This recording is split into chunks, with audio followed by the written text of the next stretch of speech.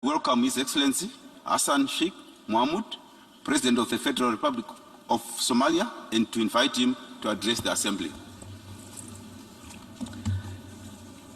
Bismillah, alhamdulillah, wassalatu wassalamu ala rasulillah. Assalamu alaikum wa rahmatullahi wa barakatuh. Your Excellency, the President of the 77th Session of the United Nations General Assembly, heads of states and governments, Excellencies, ladies and gentlemen, all protocols observed. It's a great honor and privilege to address the 77th session of the United Nations General Assembly here in New York today. At this particular challenging time in human history, I welcome the important theme of this session which direct us all to find a transformative joint solution to the various interlocking challenges we face today. There is absolutely no doubt that today we as a community of nations collectively face the most challenging socio-economic and environmental situation we have experienced in modern history. In fact, I can say with sadness that the situation is dire and potentially existential. Therefore, without transformative and urgent implementable solutions to these interlocking challenges of our times, the small window of opportunity we have to act together will pass to the detriment of all our citizens and the world. Our actions today will surely determine our fate and that of the generations to come. The burden of all our shoulders is heavy, and failure is not an option. Excellencies, ladies and gentlemen, most of the world is still recovering from the devastating health and socio-economic impact of the global COVID-19 pandemic. This pandemic was unprecedented in its impact on the daily lives of all citizens across the world, in that it changed the way we live forever and clearly presented how unprepared the world is for such shocks and disruptions. In addition, the COVID-19 pandemic painfully illustrated how far apart the world is in the development and the ability to respond to such huge crises through the top-down distribution of the vaccines, with richer nations being able to invest in the distribution of life-saving vaccines more rapidly for their citizens, while the developing countries like Somalia waited for whatever was available and they could afford were gifted by the international partners. While this vaccine inequally is symbolic of the existing developmental divide between the developed and the developing world, we as a community of nations understood that we must and can stand together to overcome even the greatest challenge if we have a strong global system of cooperation, collaboration, and action. In this regard, the Somali federal government is grateful to all the dedicated medical professionals on the COVID-19 front line and bilateral and multilateral partners who supported our national effort to vaccine our people and provide protection for their livelihoods through the difficult COVID-19 crisis. Today, we must ensure the global inequality of the COVID-19 vaccine is not replicated with the looming food security crisis.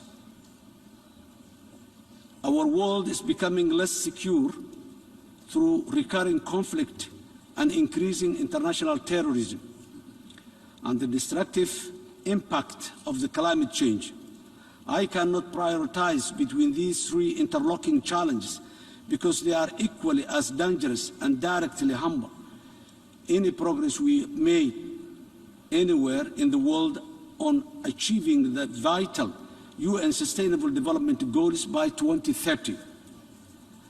In fact, these complex and interconnected crises are the drivers of today's unprecedented international humanitarian crisis: food insecurity, rapid urbanization, and the burdensome international cost of living crisis, which is pushing most of the world's population into poverty.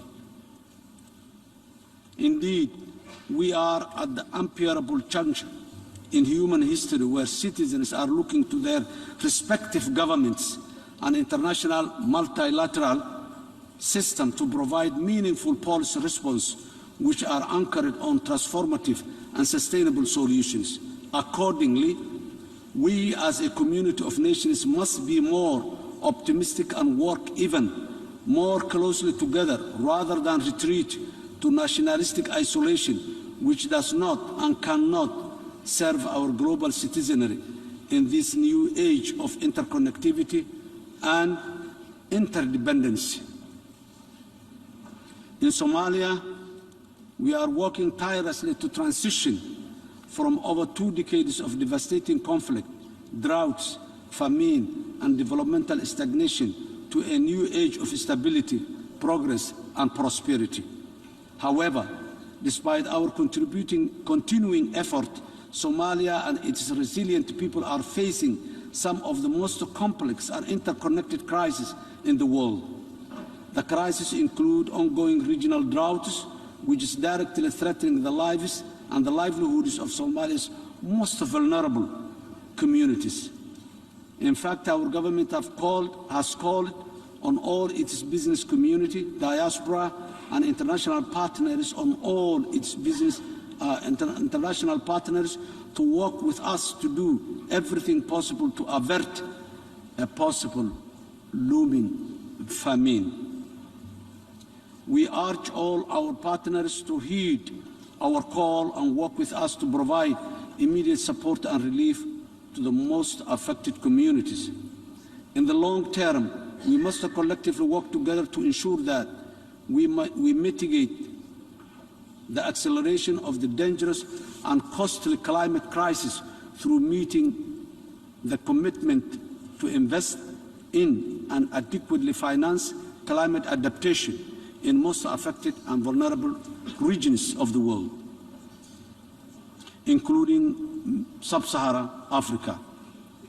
Key areas of investment must be sustainable water management, biodiversity protection to enhance food security, climate-smart agriculture, resilient infrastructure, and most investment in renewable energy. In Somalia, for the first time, we've established a new Ministry of Environment and Climate Change to lead on the urgent process of addressing the devastating impact of our national and regional environmental deterioration. Somalia is caught between floods and droughts annually owing to climate change and poor infrastructure. Our people, who have a long tradition of living harmoniously with nature and parallelly contributing to poisonous emissions warming the earth, are the ones that are paying with their lives today.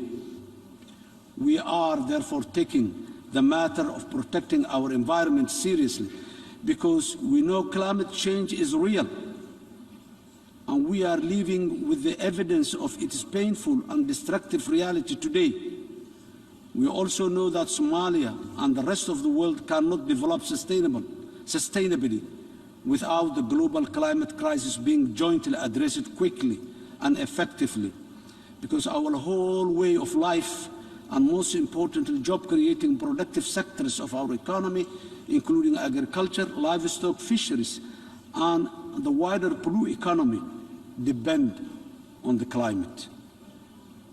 Excellencies, ladies and gentlemen, terrorists are making our world less safe by the day. Terrorism remains a persistent and complex challenge which both contributes to and exacerbates all other crises, including food insecurity, displacement of people from their homes, and climate change. Terrorists have no religion or human values. They are violent criminals who seek to simply terrorize innocent people. We must continue to stand up to them with all our collective strength and effort. Nowhere in the world has there been an example of terrorist organizations succeeding against a united governments and people, let alone govern justly as they falsely claim. The most important lesson we have learned in the long modern war against international terrorists and the terrorism is that neither can be contained or degraded. They need to be comprehensively defeated wherever they are. In Somalia, we are actively fighting the terrorist group called Al-Shabaab, who are Al-Qaeda affiliate, and ISIS separately. Both are criminally misrepresenting the beautiful and the peaceful Islamic religion and values to destabilize the region, and in the process terrorize the Somali people and their brothers and sisters in the neighboring countries and across the world. In recent weeks, the unprovoked, violent and senseless actions of Al-Shabaab against innocent civilians across Somalia has highlighted the urgent need for an expedited common national and international response to defeating them on a permanent basis to advance regional and global security. At the height of the humanitarian crisis, this group, which falsely claims to be Islamic, blew up desperately needed water wells, water catchments, banned transport carrying food, and killed innocent people who were already struggling to live because of the impact of the severe drought in our country today.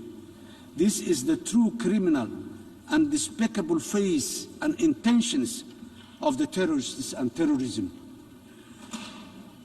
On our part, the Somali federal government and its federal member states, with the direct support of our brave and resilient people, are responding by challenging and defeating terrorist groups in major localities in which they still remain some parts. The Somali people have begun to organically rise up in support of their government's call to defeat themselves and their nation from the evils of terror. As recently as this past month, more towns and villages were recovered from our offensive military operations with the support of the local communities.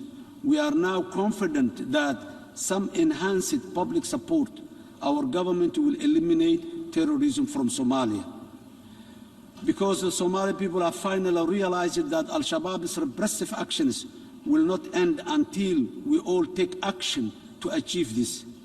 In a nutshell, the Somali people now believe Al-Shabaab can and only be defeated, and this is our real source of energy and inspiration as a government in the fight against international terrorism. As the policy level, the Somali government will continue to work with all its partners, including the African Union Transition Mission in Somalia, in the fight against global terrorism. We are fully committed to doing the heavy lifting to secure our future. However, to deliver the killer blow to the violence and the insecurity, we must think past the notions of containing and degrading Al-Shabaab or any other terrorist organization anywhere in the world. We know these policies are no longer as effective as they were once thought to be at this advanced stage in the fight against the ever-evolving global terrorism threat. Instead, we need to focus all our joint effort on Somali government's new strategy of military, ideological, and financially challenging terrorism and terrorists to ensure that they are comprehensively defeated once and for all and quickly. Furthermore, the Somali government is sincerely committed to working with all the partners to effectively train, equip and sustain its armed forces with a view to ongoing forward fully. That is the only long-term sustainable solution for stability and progress our country and the region and the world at large. This effort is Somali government is paying within the complex network of challenges of the climate change effects and the poverty at the present. Ladies and gentlemen, without predictable and committed national and international financing, it's not possible to realize transformative solution to financing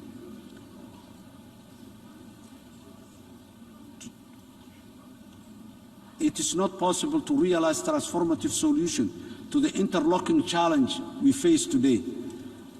In Somalia, we are working to enhance our economic capacity through a rigorous economic and financial reform program.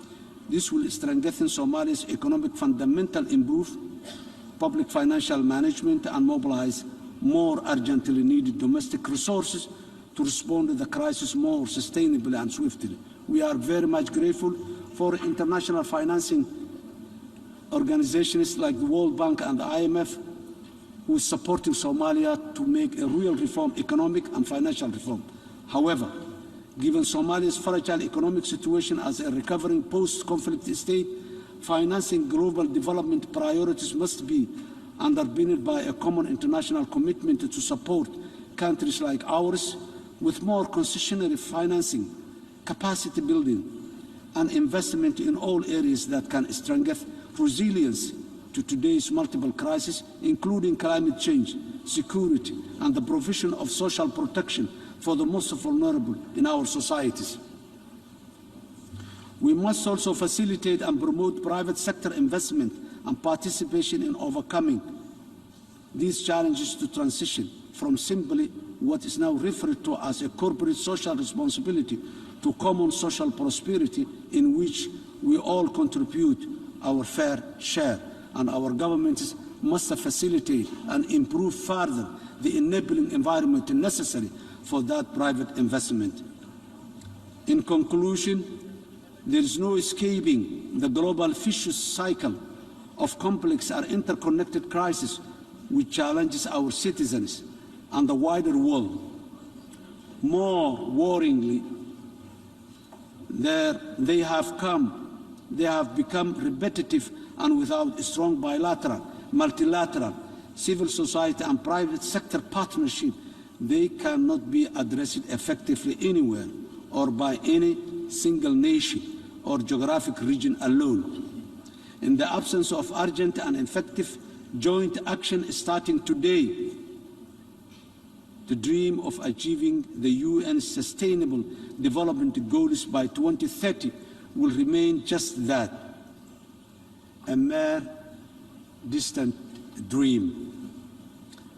On our part, the Somali government is committed and determined to defeat international terrorism with all our international partners, tackle extreme poverty, raise the environmental consciousness of our population, mitigate the worst of the climate change impact, and rebuild an inclusive, resilient, and people-centered society and economy through our successful ongoing socio-economic reform program. These are the basis for the transformative solutions that will help us mitigate and overcome the interlocking challenges that our nations face today and pave the way for a future progress and prosperity. The most important lessons we learned from dealing with the multiple complex and interconnected crises in Somalia is that we must not always be behind and plan for and respond to the worst cases of emergency. When we have many early national and international warning systems in place, it's better and more just and prudent to plan ahead and focus on building resilience by finding and financing durable solutions that help to deliver sustainable development for the most vulnerable across the world. In Somalia, we have a wise saying, and it is, one finger cannot wash a whole face. If we work together sincerely, collaboratively, as a community of nations, no challenge, no matter how big it is insurmountable. I thank you all.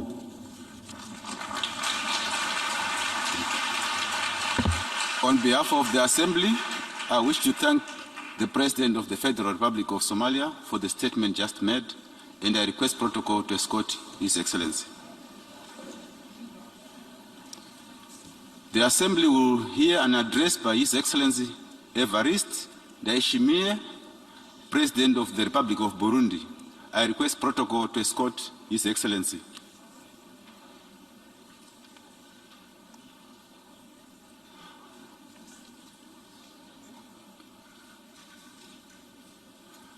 On behalf of the General Assembly, I have the honor to welcome His Excellency Evariste Ndayishimiye, President of the Republic of Burundi, and invite him to address the Assembly. Nous rendons d'abord grâce à Dieu le Tout-Puissant. Thanks due